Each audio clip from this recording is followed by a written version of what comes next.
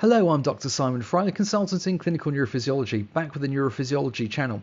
In this video, en route to talking about critical illness neuromyopathy, I've decided to talk about a much larger issue which affects so many patients in hospital, which is pyjama paralysis or hospital-associated deconditioning. It is a very important topic which has become increasingly so over the last couple of years. So, modern medicine, we really understand a huge amount about our biology these days. We can get into very fine resolution of both things under a microscope, things down at gene level, protein level, and so on. But there are other aspects and components of our health and well-being, and that includes diet, movement, and mind. And we need to learn more about this and understand these better in order to optimize our outcomes for our patients. So something that I would strongly recommend that universities start implementing within their educational programs. Now, let's talk about movement in this one. Older hospitalized patients can spend about 95% of their day and night really in bed and in a chair. So overall, we're talking about over 80% of time the patient will be in bed and about another 12% or so in a chair, and they can average just about 400 steps a day. And there are some very significant biological effects of 7 days of bed rest.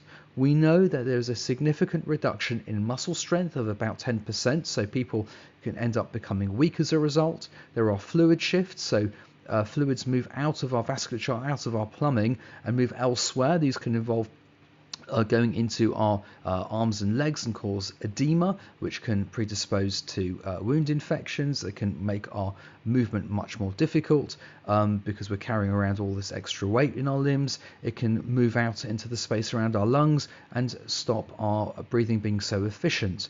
And so that fluid shift and our reduction in our circulatory volume can be 25% even.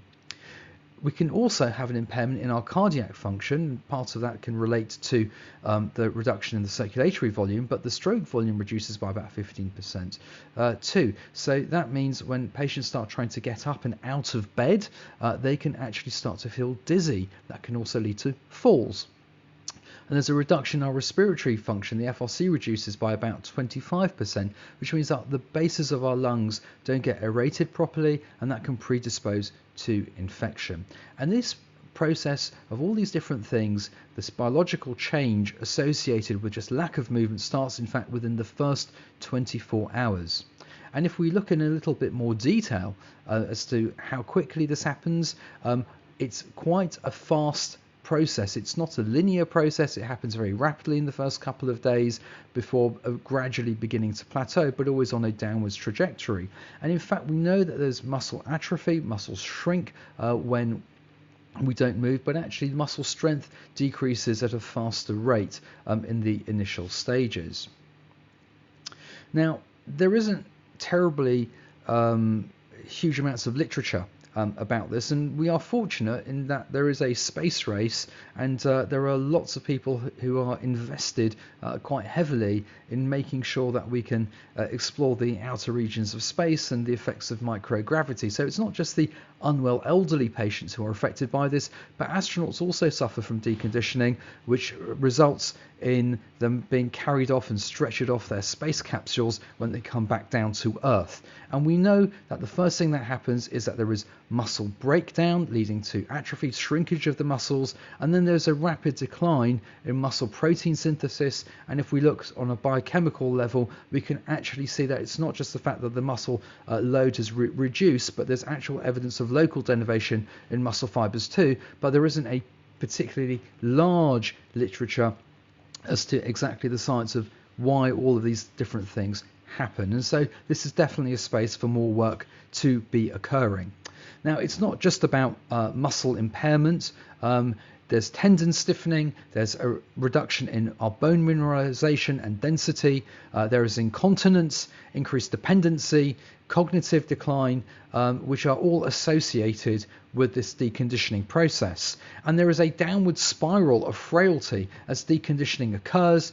So as deconditioning increases, there's increased dependence, then there's an increased risk of institutionalization, increased susceptibility to ill health events, repeat hospitalizations, and the circle continues round and round. There are many different risk factors, but essentially the worse condition someone goes into a period of ill health and bed rest, the worse their chances are for deconditioning to have a deleterious effect. Now, the scale of the issue is actually quite staggering. We have data in the UK which is collected, and this is data from February 2020, which was the last release of this particular type of governmental level information. And over here, there were about 5,000 or so patients on average who were delayed per day. And if we can look at the different reasonings for that, about a quarter of them were to do with people waiting for intermediate care rehabilitation type services.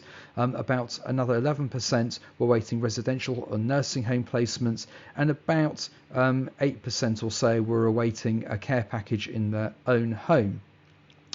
This is data from the Nuffield Trust, and they've looked a little bit more recently than this to see what the current trends are. So previously we were talking about 5,000-6,000 patients having a delayed discharge. In April, this was about 12,000 or so. Quite a large proportion of them have been waiting in hospital with a delay for more than 3 weeks. And when you look at the breakdown of this, we can see that currently awaiting home care is about 24%, a nursing or care home 15%, and a rehab bed about 22%.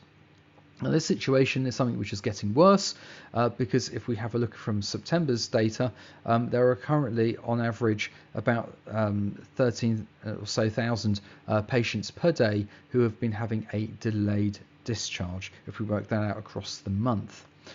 Now, this doesn't actually break down by age and so on, but if we have a look at the overall availability of general and acute medical beds, so that's 103,000, of which are occupied about 92,000. This is for the month of June 22. That will translate to overall about 14%, or 1 in 7 beds will be occupied by somebody who has got a delayed discharge, and so this is really a very significant issue. If we have a look at the causes of delay just side by side from 2020 to 2022, which I think is also quite interesting. So we've already talked about this, but just to put them side by side, those who are awaiting short-term rehabs, 22%, that was about 25% before, so there's been a slight drop on that side of things. Awaiting nursing or care home was 11%, that's increased to 15%, so a rise of 4%.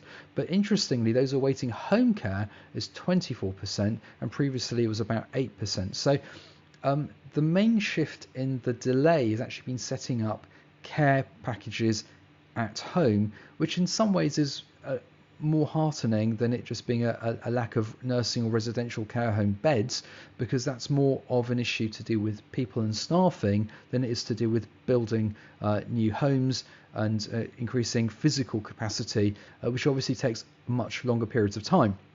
Now, His Majesty's government certainly recognised this as a significant issue, and this was back from June when it was Her Majesty's government.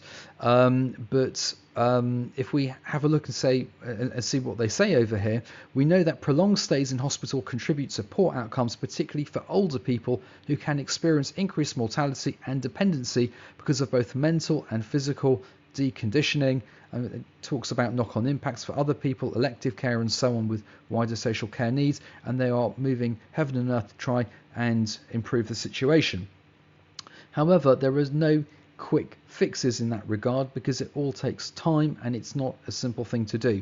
Now, a couple of years ago, the British Geriatric Society, together with a number of very dynamic people, got up and develops a campaign called the Sit Up, Get Dressed and Keep Moving campaign, because it can really be a number of small steps that can make a big difference later on.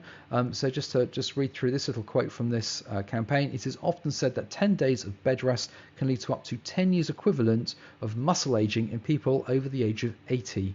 Muscle aging results in poorer outcomes. Reconditioning can often take twice as long. Up to 65% of older people can experience decline in function during hospitalization. Many may not improve. For some, sit up, get dressed, keep moving could be the difference between going home and going into a home. So whatever we can do, we must do. Now, this is a lovely leaflet which the British Geriatric Society have endorsed from the University Hospitals of North Midlands NHS Trust. I think it's really fantastic. Go and check it out. And this is part of the campaign. It's trying to encourage patients to try and do whatever they can for themselves. Even the small things to do with self-care should be encouraged for them to do it themselves.